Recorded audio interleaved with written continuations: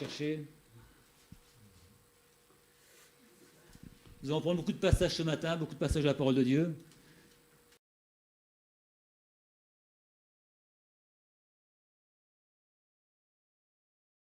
19, verset 11, il écrit « Je serre ta parole dans mon cœur, afin de ne pas pécher contre toi. » Amen. On peut le reprendre, il est bon, hein. Je serre ta parole dans mon cœur, afin de ne pas pécher contre toi. Pourquoi ce passage? Alors qu'il y a beaucoup de passages qui parlent de la parole de Dieu. Hein. Quand on regarde la Bible, il y a énormément de passages qui nous parlent et qui nous demandent de parler de la parole de Dieu. Mais ce passage, parce qu'il y a cette pensée de serrer la parole contre son cœur. Derrière cette pensée, il y a aimer la parole de Dieu. Quand on serre quelqu'un contre son cœur, c'est qu'on l'aime. Amen. Si on ne l'aime pas, on ne va pas le serrer contre son cœur. Si je serre la parole de Dieu contre mon cœur, c'est parce que je l'aime, cette parole. Amen. Et je crois que lire la parole, comprendre la parole, est avant tout un problème de cœur. Avant d'être un problème de foi ou d'obéissance. On verra qu'il y a aussi un problème d'obéissance, mais c'est d'abord un problème de cœur, c'est parce qu'on l'aime et parce qu'on veut vraiment s'enrichir et se renouveler au travers de la parole de Dieu. Jésus dira à Simon, Simon, jette ton filet. Et Simon dira, mais nous avons travaillé toute la nuit sans rien prendre, Seigneur, mais sur ta parole, je jetterai le filet. Et lorsqu'il a obéi à la parole de Dieu, il y a eu la première pêche miraculeuse. Luc chapitre 5, verset 5. L'importance de la parole de Dieu. Vous allez me dire, mais on a déjà prêché sur la parole de Dieu, bien sûr, et de nombreuses fois. Et je pense que dans votre vie, vous entendrez encore parler souvent de la parole de Dieu. Pourquoi? Parce que quand on parle de Jésus, quand on parle de l'Église, de bâtir l'Église, qui est un peu le thème qui est le nôtre actuellement, sur la pierre angulaire qui est Jésus, on ne peut pas ne pas parler de la parole de Dieu. Il est écrit dans Jean chapitre 1er, verset 1er, « Au commencement était la parole, et la parole était avec Dieu, et la parole était Dieu. » Amen. Elle était au commencement avec Dieu, toutes choses ont été faites par elle, et rien de ce qui a été fait n'a été fait sans elle. En elle était la vie, et la vie était la lumière des hommes. Jésus est la parole faite chair. Nous le savons. J'espère que vous le savez. Mais je crois que c'est bon de le rappeler. C'est bon de nous le rappeler que cette parole a été faite chair pour nous, afin de nous racheter, afin de nous sauver. Amen. Jésus s'est donné à la croix afin de faire de nous ses enfants, de nous racheter de la mort, du péché, pour nous accorder la vie éternelle qui est en lui. Jésus est la pierre angulaire sur qui nous allons baser notre vie. C'est ce qu'on a déjà vu plusieurs fois, durant plusieurs messages. Il est notre modèle. Amen. Celui que nous voulons imiter est celui que nous voulons suivre. Il est cette parole faite chair qui nous a été laissée et qui nous est nécessaire chaque jour de notre vie. J'espère qu'on en est conscient, que nous avons besoin de nous nourrir chaque jour de la parole de Dieu. Nous savons que Dieu nous a laissé sa parole, mais puissions-nous réaliser l'importance de celle-ci et nous poser la question qui est celle-là, quelle place laissons-nous à la parole de Dieu dans notre vie? C'est important. Quelle est la place que moi je laisse en tant que chrétien dans ma vie à la parole de Dieu? L'Église est formée d'hommes et de femmes transformés par la parole. On a été changés, transformés, parce qu'un jour, la parole de Dieu a touché nos cœurs. Notre vie quotidienne est inséparable de la parole de Dieu. Inséparable. Je ne peux pas vivre une vie de chrétien si je ne veux pas tourner mes regards quotidiennement, je répète, ça veut dire tous les jours, je traduis, sur la parole de Dieu. Amen. On en rit, mais c'est sérieux. Hein. Pourquoi? Parce qu'elle est notre nourriture. Je pense que tous les jours, vous vous nourrissez. Je vois que vous êtes tous en bonne santé, c'est que ça va. La nourriture doit être bonne. Surtout que dans cette région, il y a de la bonne nourriture. Chaque jour, on se nourrit Et chaque jour, mon âme a besoin de se nourrir de la parole de Dieu. Et croyez-moi, elle est encore meilleure comme nourriture, celle-là. Croyez-moi, c'est ce qu'il y a de mieux. Elle est bio à 100%, pas de problème. Vous pouvez en consommer autant que vous voulez, il n'y a pas de problème. Vous ne serez jamais malade. On peut y aller sans problème, allez-y chaque jour. La parole nous fortifie. Vous savez, parfois quand vous êtes découragé, vous ouvrez la parole et Dieu vous parle. Et vous ressortez de ce moment renouvelé, visité et fortifié. Elle nous renouvelle. Et c'est bon d'être renouvelé par la parole de Dieu. Parfois même, elle nous reprend. Et quand Dieu nous reprend, c'est pour notre bien. Alléluia. Et même, elle nous dirige parfois dans nos choix, nos décisions. Nous avons besoin d'une direction de Dieu. Et cette parole que Dieu nous a laissée nous dirige dans nos choix, dans nos directions. Sans l'action de la parole de Dieu dans nos cœurs et sans la soumission au Saint-Esprit, on ne pourra pas progresser dans la foi. C'est bien de lire la parole de Dieu, mais nous avons besoin d'être sensibles au Saint-Esprit. Il y a des gens qui lisent la parole de Dieu, mais qui, pour eux, c'est un livre comme les autres. Nous avons besoin d'être sensibles au Saint-Esprit lorsque nous lisons la parole. C'est un livre spécial. Un livre qui parle au cœur. Un livre qui parle aux vies. Un livre qui transforme les vies. J'espère que vous n'êtes pas pressés, c'était que le préambule, ça. C'est pas fini. Premier point que j'aimerais voir, c'est l'importance, on l'a déjà vu, de la parole de Dieu dans notre vie. Jean dira, chapitre 17, verset 17, « Sanctifie-les par ta parole, par ta vérité. Ta parole est la vérité. » C'est important. Sachons et réalisons que ce qui est écrit dans la parole de Dieu est toute la vérité. Totale et complète. On ne peut rien enlever, rien rajouter, c'est la vérité. Et on a besoin de cette parole pour avancer, pour progresser. Jean 17, verset 8, il est écrit « Car j'aurais donné ta parole que tu m'as donnée, et ils l'ont reçue. Ils ont vraiment connu que je suis sorti de toi, et ils ont cru que tu m'as envoyé. » La parole de Dieu nous permet de réaliser que Jésus a été envoyé par le Père, qui s'est donné parce que le Père lui a demandé de donner sa vie pour toi, pour moi ce matin. Réalisant ces choses-là, réalisant l'importance de la parole et la vérité de la parole, on ne peut pas la remettre en cause et ni rien enlever, ni rien rajouter d'ailleurs. Elle est totale et elle se suffit à elle-même. Jésus est la parole faite chair et cette parole est créatrice de vie. Si demain ou si ce matin je m'approche de Jésus, ma vie va changer.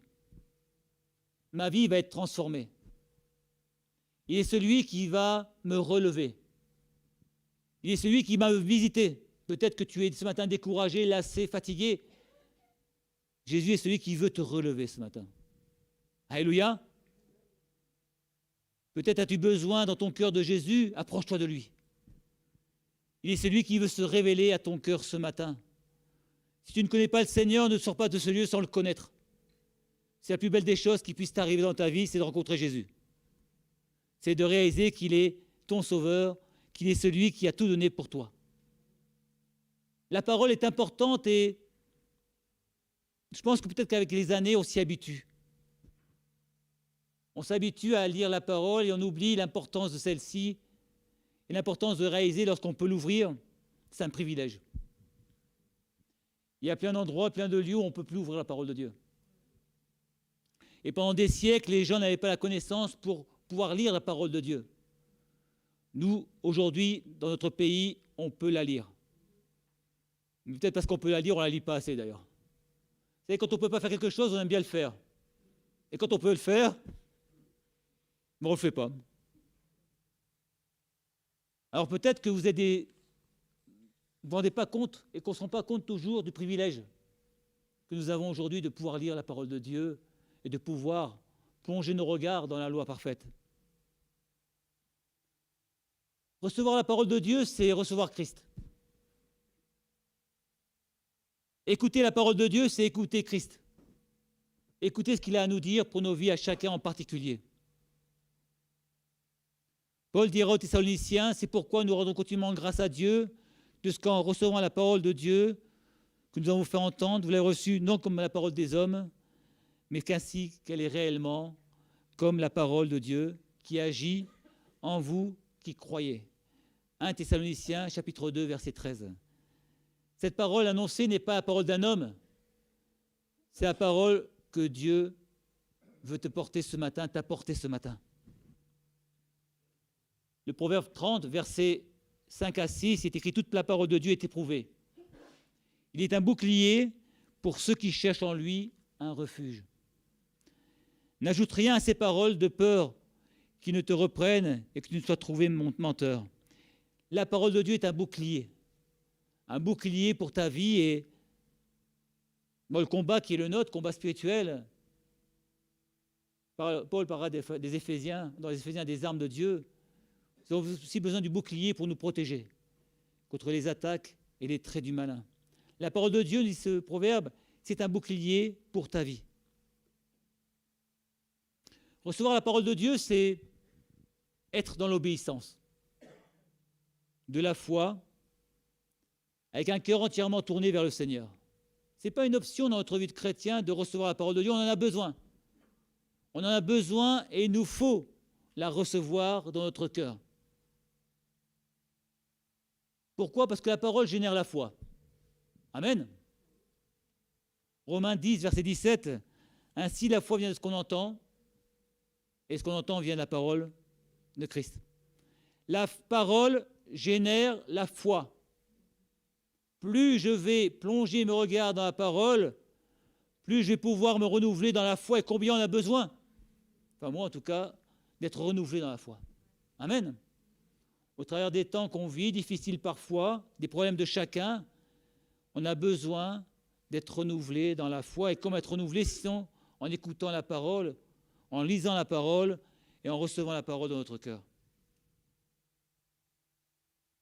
Et cette foi est indispensable pour plaire à Dieu. On est d'accord ?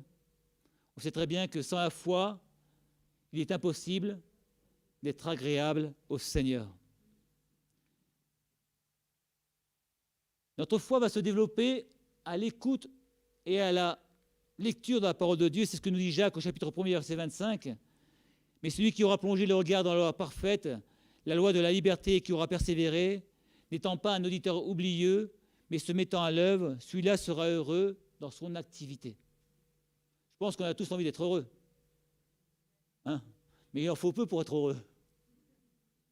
Il suffit de lire la parole de Dieu. Hein ? C'est pas ce qui est chanté par un certain ours, mais il suffit de lire la parole de Dieu et tu seras heureux. Et crois-moi, c'est une vérité. C'est une certitude. Si tu lis la parole de Dieu, Dieu te fortifiera, te renouvellera et te gardera dans la joie, dans la paix. La parole de Dieu entretient notre vie spirituelle. Lorsqu'on lit la parole de Dieu, on entretient notre vie. On est plus conscient de nos besoins, de nos difficultés. Dieu nous montre parfois même ce qui ne va pas, même ce qui peut être un frein dans notre vie spirituelle. Il est important de réaliser que toute la parole est importante.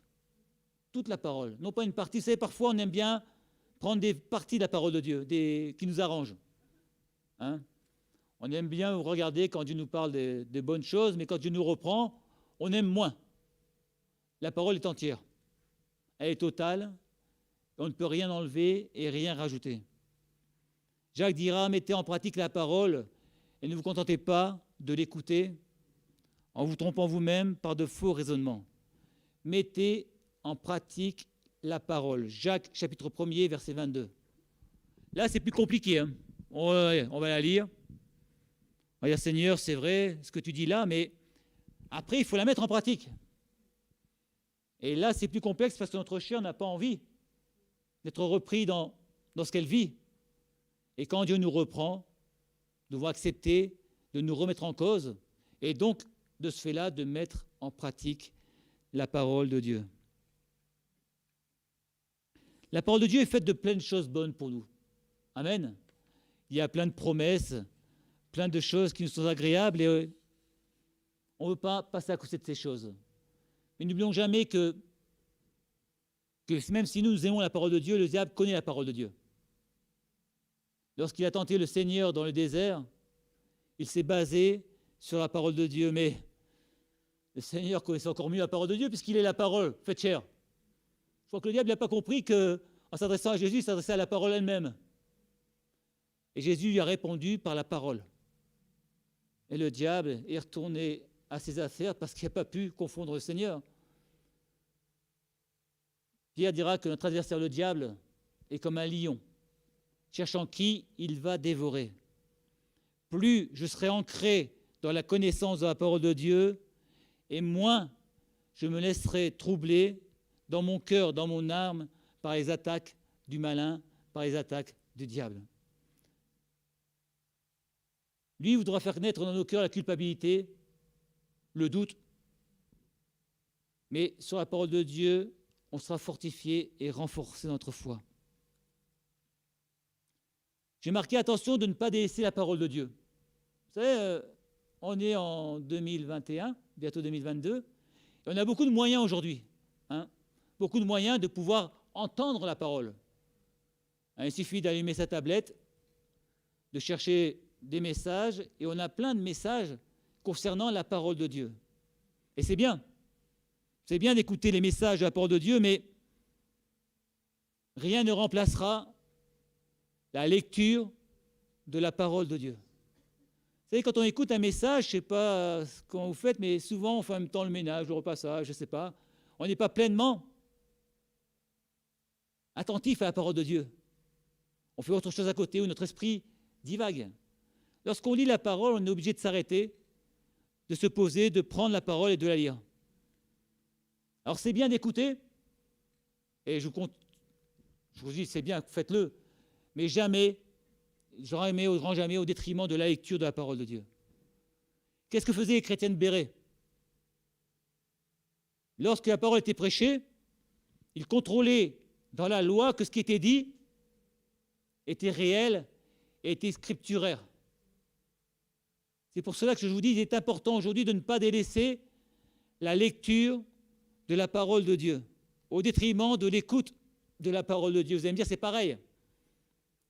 Non, ce n'est pas pareil. Ce ne sera jamais pareil. Je serre ta parole contre mon cœur. Amen. Afin de ne pas pécher contre toi. Alors je vous encourage vraiment à continuer quotidiennement, et je m'encourage aussi parce que j'en ai besoin bien sûr, à lire la parole de Dieu. N'oublions pas que la Bible est un vrai soutien pour le croyant. Amen. Elle est la base de la confiance que Dieu a mis. Alléluia. Elle est le secret d'une vie chrétienne épanouie. On ne peut pas vivre une vie chrétienne épanouie sans être des lecteurs assidus de la parole de Dieu. Et là, je ne vous parle pas de la prière, d'accord? Je veux vraiment axer cette pensée sur la parole de Dieu. Il est un élément important pour comprendre la parole de Dieu, c'est notre sensibilité au Saint-Esprit. Et même plus qu'important. Le psaume 119, verset 105, il est écrit: ta parole est une lampe à mes pieds, une lumière sur mon sentier.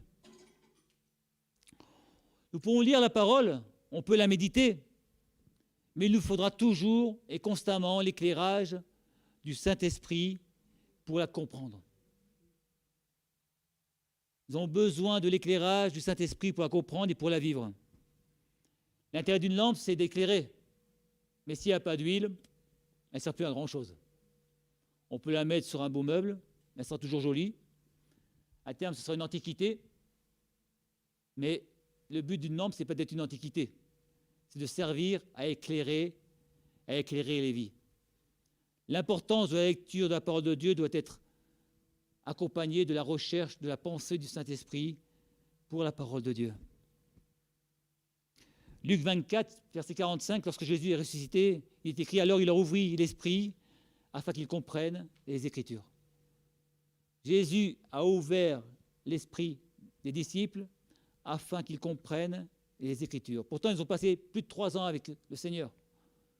Mais le Seigneur a eu besoin de leur ouvrir l'esprit pour qu'ils comprennent les Écritures.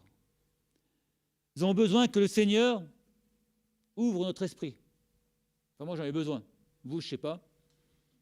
Afin que nous puissions comprendre toute l'Écriture et tout ce que Dieu veut nous dire dans notre vie. Vous connaissez ce passage en Hébreu, car la parole de Dieu est vivante et efficace, plus tranchante qu'une épée quelconque à deux tranchants, pénétrante jusqu'à partager âme et esprit, jointure et moelle. Elle juge les sentiments et les pensées du cœur. Nulle créature n'est cachée devant lui, mais tout est à nu et à découvert aux yeux de celui à qui nous devons rendre compte. Hébreux chapitre 4, verset 12.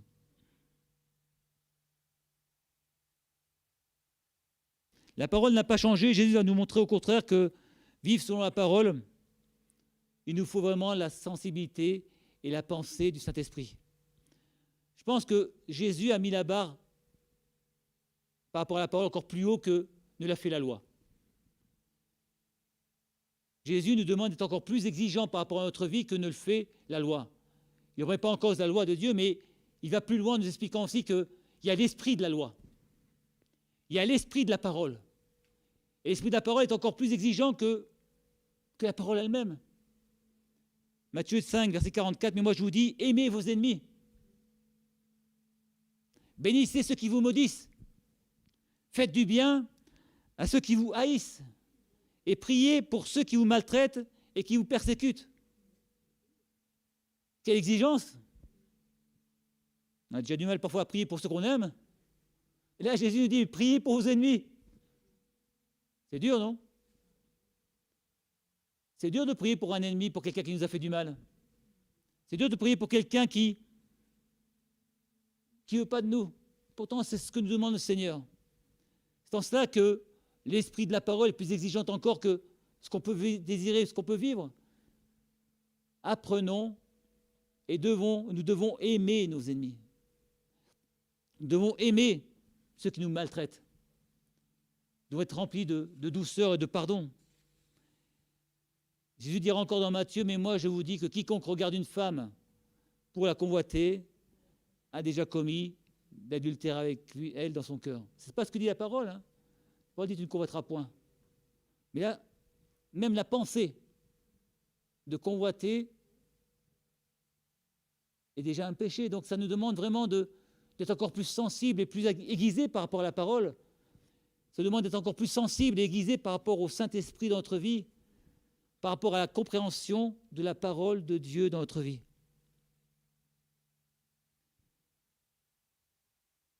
Recevoir la parole de Christ implique un choix. On ne va pas nous l'imposer. Je ne vais pas venir vous voir en disant « lis la parole », c'est un choix. La parole de Dieu, c'est un choix qui nous est propre. Et nous sommes libres. Vous savez que vous êtes libres de lire la parole, de ne pas la lire. Amen. Mais lorsqu'on fait ce choix, c'est un choix qu'on ne regrette jamais et qu'on ne peut pas regretter parce qu'il est salutaire pour notre vie. Il est écrit dans 2 Timothée que toute écriture est inspirée de Dieu. Elle est utile pour enseigner, pour convaincre, pour corriger et pour instruire dans la justice. Première partie, rassurez-vous, les autres sont plus courtes. Vous pourrez aller manger ce midi. L'importance de la parole de Dieu. Deuxième partie que j'aimerais voir avec vous, c'est l'impact. Quel est l'impact de la parole de Dieu dans ma vie? Est-ce que la parole de Dieu a un impact déjà? J'espère. Et quel impact a la parole de Dieu dans ma vie? Pour cela, j'ai pris je suis tombé sur la parabole du semeur. Vous connaissez la parabole du semeur? Elle se trouve dans Matthieu, chapitre 13, Marc, chapitre 4 et Luc, chapitre 8. C'est important, 3 fois dans 3 évangiles, nous retrouvons la parabole du semeur. Cette parabole nous parle de la graine, une graine qui est semée, et cette graine tombe sur des terrains différents. Elle tombe au bord du chemin, dans les endroits rocheux, dans les épines et dans la bonne terre. Vous pourrez le relire dans ces différents évangiles. Lorsque la parole de Dieu est semée dans mon cœur, dans quel terrain tombe-t-elle? On a envie de dire la bonne terre. Amen. On a tous envie de dire la bonne terre, mais est-ce que c'est toujours de la bonne terre qui reçoit la parole du Seigneur dans nos vies? Jésus expliquera cette parabole et dira, les graines, c'est la parole de Dieu. Les graines mangées par les oiseaux au bord du chemin, c'est le diable qui les a retirées du cœur de celui qui a entendu la parole. Les graines tombées dans les endroits pierreux, c'est l'homme qui, sur le moment, accueille la parole avec joie, mais qui abandonne dès qu'il trouve une difficulté ou qu'il est confronté à un problème. Les graines étouffées par les épines sont les soucis de la vie quotidienne et l'attrait des richesses qui font passer la parole de Dieu après le reste. Et, on va quand même pouvoir en parler de la bonne terre quand même, hein, si je retrouve la bonne page.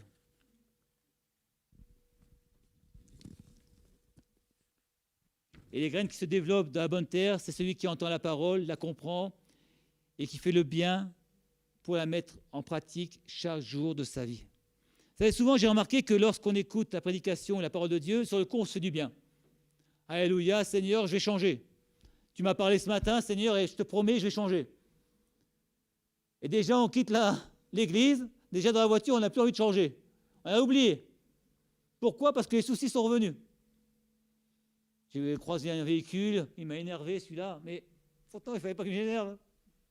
Et très vite, la nature humaine reprend le dessus. Je ne sais pas pour vous, hein. Je suis peut-être le seul à qui ça arrive. Pourtant j'aime la parole de Dieu. Vous aimez la parole de Dieu. Vous aimez Dieu, on aime Dieu, on a envie de lui plaire. Je pense. Cette parole qui est semée a besoin d'une bonne terre. Alors, nous ne sommes pas des mauvaises terres. Je pense que je ne suis pas un spécialiste du jardinage. Hein. J'en connais qui sont spécialistes et ils passent du temps dans la terre. Mais une terre, pour être bonne, a besoin d'être travaillée. Travaillée régulièrement, chaque jour. On a besoin d'enlever toutes les pierres, même les petites pierres. On a besoin de passer du temps à la retourner et à la retourner encore et à regarder s'il n'y a rien qui puisse faire obstacle. Obstacle à ce que la semence puisse porter beaucoup de fruits. C'est moi, je suis toujours étonné par les gens, parfois que je vois se lever quand il y a un appel, et puis 2 jours après, il n'y a plus rien qui se passe. Ce qu'ils ont reçu, c'est vite oublié. Pourtant, je pense qu'il y a une sincérité dans le cœur au départ. Lorsqu'on se lève, c'est qu'on est sincère. Seigneur, c'est vrai que je veux qu'il y ait des choses qui changent dans ma vie. Et il y a une sincérité qui est réelle, là. Moi, j'en doute pas une seconde. Mais trop vite, nous laissons la chair, nous laissons les problèmes, les difficultés reprendre le dessus. Et toutes nos belles paroles, toutes nos belles décisions partent en fumée. Vous savez, on est en fin d'année et souvent, en début d'année, on prend des bonnes décisions pour l'année prochaine. Seigneur, cette prochaine, je fais ça, l'année prochaine, je fais ça. On est le 1er janvier, le 2 janvier, c'est oublié. Allez, le 3 janvier, quand on est bien. Moi, j'ai un principe, c'est que je ne prends pas de résolution. J'essaie de les mettre en pratique. Ça, je ne peux pas tromper, mais je sais ce qui ne va pas et je veux mettre en pratique ce qui ne va pas. Simplement, la question que je dois me poser ce matin, c'est quel est l'état de mon cœur? Est-ce que c'est un cœur pierreux? Pour moi, qui s'appelle pierre, c'est plus simple, mais est-ce que c'est de la bonne terre? Est-ce qu'il y a des épines ou pas d'épines? Ce matin, pour recevoir la parole, il nous faut un cœur disposé à recevoir la semence. Je pense que si dans ton cœur, tu sens qu'il y a des choses qui peuvent empêcher la semence de pousser, il y a une chose qui est simple à faire, c'est de demander au Seigneur. Demande-lui d'enlever, d'ôter ces choses qui ne vont pas. Par nous-mêmes, on ne pourra pas. Par nous-mêmes, nous serons incapables de le faire, mais le Seigneur va nous aider. Si nous lui demandons sincèrement, si nous croyons sincèrement qu'il est celui qui peut travailler la terre, ça c'est l'image du potier avec l'argile. L'argile entre les mains du potier doit être malléable pour qu'il puisse faire avec cette argile un vase, comme il a voulu lui-même. Notre cœur devant le Seigneur doit être malléable afin que la parole qui est semée puisse porter du fruit et porter du fruit à salut. L'importance de la parole, premier point. L'impact de la parole, deuxième point. Et enfin, pour terminer, j'ai écrit ça comme ça, on doit oser croire à la parole de Dieu. Amen. On ne doit pas seulement la lire, mais oser croire qu'elle est la vérité, que ce qui est écrit dans la parole de Dieu s'accomplit encore en 2021. Alléluia. Que les miracles, les prodiges, que la parole, dont la parole nous parle, c'est encore pour toi et encore pour moi aujourd'hui. Ce n'est pas parce qu'on ne la voit pas s'accomplir qu'elle n'existe pas. Ce n'est pas parce qu'aujourd'hui on n'a pas vu un miracle que Dieu n'agit pas. On n'est pas maître du choix de Dieu. Dieu demande de croire. La parole dit que si tu crois, vous savez aussi bien que moi. C'est bien. Comme quoi la parole est efficace dans les cœurs. Hein. Si tu crois, tu verras la gloire de Dieu. Et moi, je le crois. Amen. Sinon, on ne serait pas là en train d'écouter la parole, de prêcher la parole. Nous croyons que la parole de Dieu est vérité, qu'elle est la vie, qu'elle donne la vie. Et nous croyons que si nous mettons notre vie en accord avec la parole de Dieu, nous verrons ces choses s'accomplir dans les cœurs et dans les vies. Nous croyons que Dieu est celui qui guérit encore aujourd'hui. Amen. Dieu est celui qui relève aujourd'hui. Dieu est celui qui bénit aujourd'hui. Croire que notre place est réservée pour être auprès du Seigneur pour l'éternité. Amen. Et personne ne doit nous empêcher de recevoir cette bénédiction. Nous ne devons pas nous laisser influencer par les éléments extérieurs ou même parfois par notre cœur. Ce qui est écrit est la vérité. Ta parole est la vérité. Alléluia. Et la parole de Dieu est toute la vérité. Alors peut-être que ce matin, tu as des doutes. Tu as des doutes sur la parole, sur l'importance de la parole, sur ta vie, sur ce que Dieu t'a donné. La parole est la vérité. Dieu te dit ce matin, ce qui est écrit est écrit. Et ce qui est écrit, Dieu va l'accomplir. Amen. On doit oser croire à la parole de Dieu. Ou on doit de nouveau oser croire à la parole de Dieu. Parfois, notre foi est étiolée. Ça arrive, hein, même au meilleur. Quand on voit les hommes de Dieu, nombre de fois leur foi a été étiolée. Nombre de fois ils ont été découragés, lassés sur le chemin. Mais à chaque fois qu'ils se sont confiés au Seigneur, Dieu les a relevés, Dieu les a bénis, Dieu les a visités. Peut-être que ce matin, ta foi est étiolée, c'est compliqué, c'est pas simple. Dieu est celui qui veut te relever ce matin. Simplement, il te faut oser croire à la parole de Dieu. La prendre comme une promesse pour ta vie, selon tes besoins, selon tes difficultés. Parler de la parole de Dieu, c'est pas évident parce qu'il y a tellement de choses à dire. Tellement. Lorsque j'ai commencé à préparer ce message, je me suis dit, mais qu'est-ce que je pouvais me voir dire? Il y a trop de choses à dire et je ne pourrais jamais faire le tour, et c'est vrai. Et le but n'est pas de faire le tour de la parole de Dieu, c'est impossible. Simplement nous encourager à la lire, nous encourager à la méditer, nous encourager à la garder dans notre cœur. Nous en avons besoin. Enfin, moi, j'en ai besoin. C'est pas grave, ça pousse pas, c'est pas des feuilles. On en a besoin, c'est pas une semence, ça poussera pas. Chaque jour de notre vie. La parole de Dieu n'a pas changé et elle ne changera jamais. Nous, on change, malheureusement. Parfois en bien, parfois en moins bien. On ne va pas dire en mal. Hein. Dieu ne change pas, sa parole ne change pas. Mais si nous restons attachés à la parole de Dieu chaque jour de notre vie, si nous appuyons sur elle, Dieu est celui qui va agir. En nous attachant à la parole de Dieu, on s'attache à Dieu, on s'attache à Christ.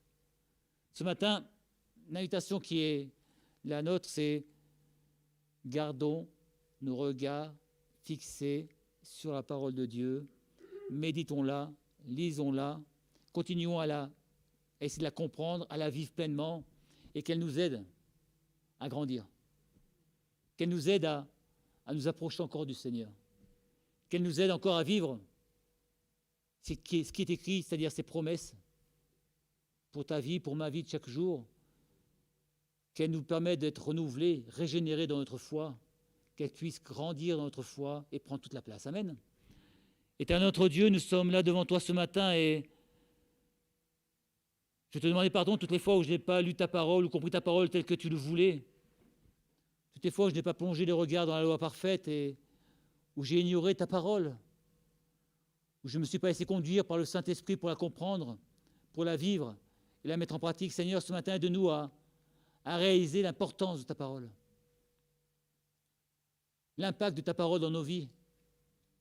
Aide-nous à oser croire à toute ta parole afin de la vivre et de la mettre en pratique. Nous avons tellement besoin, dans ces temps, de nous appuyer sur toi, de nous appuyer sur ta parole, de nous appuyer sur tes promesses. Ce matin, viens nous visiter. Viens visiter mes frères et sœurs et les bénir. Viens les visiter, viens les encourager, viens les renouveler, que notre cœur soit comme cette terre, Seigneur, où lorsque ta parole est semée, elle porte du fruit, par centaines, par dizaines. Que notre cœur soit vraiment ouvert et disponible, malléable entre tes mains, afin que ta parole, Seigneur, qui est semée, puisse trouver un terrain fertile. Alléluia. Aide-nous vraiment, Seigneur, à réaliser ces choses et à les mettre en pratique. Nous te le demandons dans le nom de Jésus. Amen.